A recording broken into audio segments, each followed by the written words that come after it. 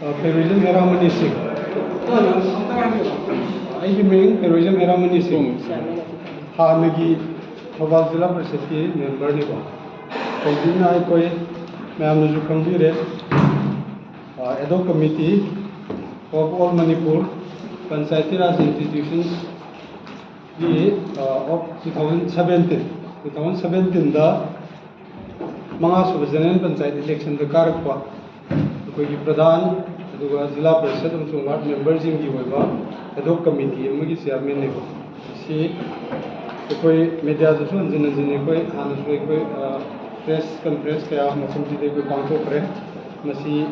Madudi, which a third by the Masi Namda, Observi Visigi, Maramdi, the Manga Subhajanan Panchayat election 2022 October, Hadal Grave. Expire Waygram. ꯑꯗꯨꯗꯒꯤ ꯍꯧꯖꯤꯛ ꯐꯥꯎꯕꯁꯦ ꯆꯍꯤ ꯑꯅꯤ ꯍꯥꯏꯇꯥꯔꯦ ꯑꯩꯈꯣꯏ ꯆꯥꯎꯔꯥꯛꯅ ꯊꯥ ꯀꯨꯟꯒ ꯃꯔꯤ ꯑꯩꯈꯣꯏ ꯉꯁꯤ ꯑꯣꯛꯇꯣꯕꯔꯒꯤ ꯇꯥꯡ ꯑꯃꯅꯤꯗꯅ ꯉꯁꯤꯁꯦꯀꯣ ꯑꯗꯨ ꯆꯍꯤ ꯑꯅꯤ ꯐꯥꯖꯤꯜꯂꯒꯦ ꯆꯍꯤ ꯊꯥ ꯀꯨꯟꯒ ꯍꯨꯝꯗꯣꯏ ꯐꯥꯔꯦ ꯍꯥꯏꯇꯥꯔꯦ ꯀꯨꯟ ꯃꯔꯤ ꯆꯪꯁꯤꯜꯂꯒꯦ ꯑꯩꯈꯣꯏ ꯄꯟꯆꯥꯌꯠ ꯏꯂꯦꯛꯁꯟꯁꯦ ꯍꯧꯖꯤꯛ ꯇꯔꯨꯛ ꯁꯨꯕ ꯖꯦꯅꯔꯦꯜ ꯄꯟꯆꯥꯌꯠ ꯏꯂꯦꯛꯁꯟꯁꯦ ꯄꯥꯡꯊꯣꯛꯇꯅ ꯄꯥꯜꯂꯤꯕ ꯂꯩꯉꯥꯛꯁꯤꯅ ꯃꯈꯣꯏꯅ ꯇꯧꯅꯤꯡꯕ ꯃꯑꯣꯡꯗ ꯑꯩꯈꯣꯏ ꯄꯟꯆꯥꯌꯠꯁꯦ ꯅꯝꯊꯔꯒ ꯍꯥꯏꯇꯥꯔꯦ ꯃꯨꯊꯠꯄꯒ ꯆꯞ ꯃꯥꯟꯅꯔꯦ ꯍꯥꯏꯇꯥꯔꯦ ꯃꯅꯤꯄꯨꯔꯗ election Pangtok with the number of Hoji Panchayat, Karmina run to rehabududi, Mayam Nena, Hoji, Toiba, Manipuri, Kariatare, Nagleta, Panariba, Mayam, Administrative Committee, Seme, Administrative Committee, Lokwe, Haven Simba, Nuti Pausing the court, the Chate court, the state or Haven Simba, Mayam, Tori the Nopo, Nasi Yamna Kariani, loser the bar. कोई सरकार जी कोई थोंग आए तारे मणिपुर पंचायती राज act 1994 से सिगी Taiwan नवा mark आए तारे सिगी एगन rule सिगी Taiwan नवा थोंग मार्क तने तसेंग बदी वोट तोबो ngam हंजन हंजन ने कोई मीडिया जो हाना आइजे रे वोट तोबो ngam हाना कारिबा मंगा सबजन पंचायत इलेक्शन द कारिबा कोई इलेक्टेड पीआरआई सिंग जे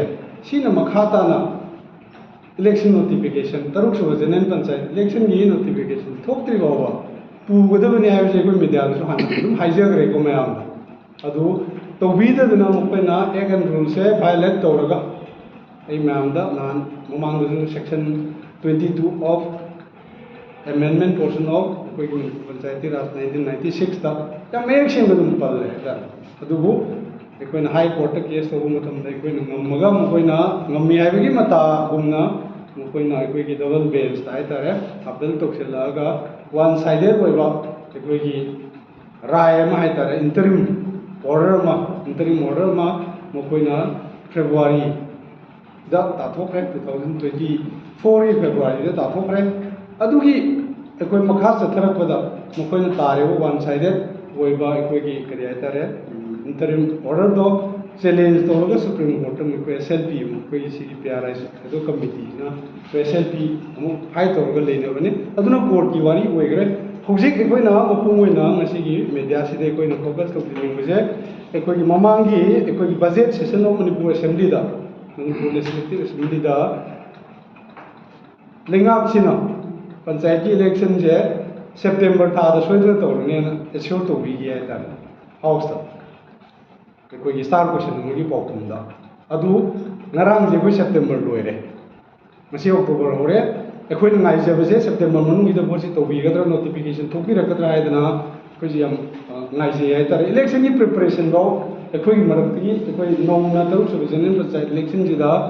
एखोय कैंडिडेट ओइनिंगबा ओइगनेना एखोय तैयारी तोबसिंग दुदी पैसा याम थादरगा एखोय इलेक्शन कैंपेन मो एखोय सिंगसिल हाइतार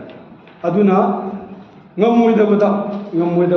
sarkar jina ngam ki oi bai tare tho ba koi court to ko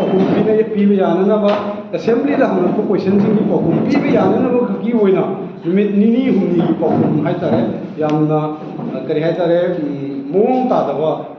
pi raga praja sing da adu ga panchayat sibu namat namani panchayat sibu muthat na ba ki achauba mokoi ki plan ma koi to se to biganu अथुब मतमदा कोई vote तौनना चप चाबा फिरेब अथुब मतमदा vote तौनना चप चाबा timing प्रजासिंदा खंगनबियु है वफमसिने अखोइना मसी press media कौजबगी याम अचौब मरमसे तसेंगना खितंग अखोइना समझजबा तारगदी अखोइ गवर्नमेंटजिना सिगी मतांगजिदा अखोइ स्टेट इलेक्शन कमीशन जे मसी पूरा मथौ जे डिक्टेट तौरगा स्टेट इलेक्शन कमीशन तौजगदब थबक मयाम अमा हैबदी पंचायती इलेक्शन जी स्टेट इलेक्शन कमीशन पांथोकनी स्टेट इलेक्शन कमीशन पांथोकदब वोट से मखोन डिक्टेट तौरगा पांथोकदना स्टेट इलेक्शन कमीशन जे नमसिलगा हाइतारे नमसिलगा ए वोट तोहिरोय नोटिफिकेशन थोप यारोय हाइबन सिंबगी तोंगान तोंगानबा करी हाइतारे अखोइना ताजब पाउदा फंजई ममांग PRI की नतब अतोप पंचायत की मीडिया ब्रीफिंग तौरपा स्टेट इलेक्शन कमीशन चलूब स्टेट इलेक्शन कमीशन की स्टाफ मौ लेरमदेगाना फोंदोखिबा मैम थेंगनबीरमनी अचुंबने कैसुमता मधु अरानी नते स्टेट इलेक्शन कमीशन की ऑफिस सेप्टेम्बर इलेक्शन तौनी है प्रोसेस नहीं लेरमदे है मैम तंजनिंग पाउ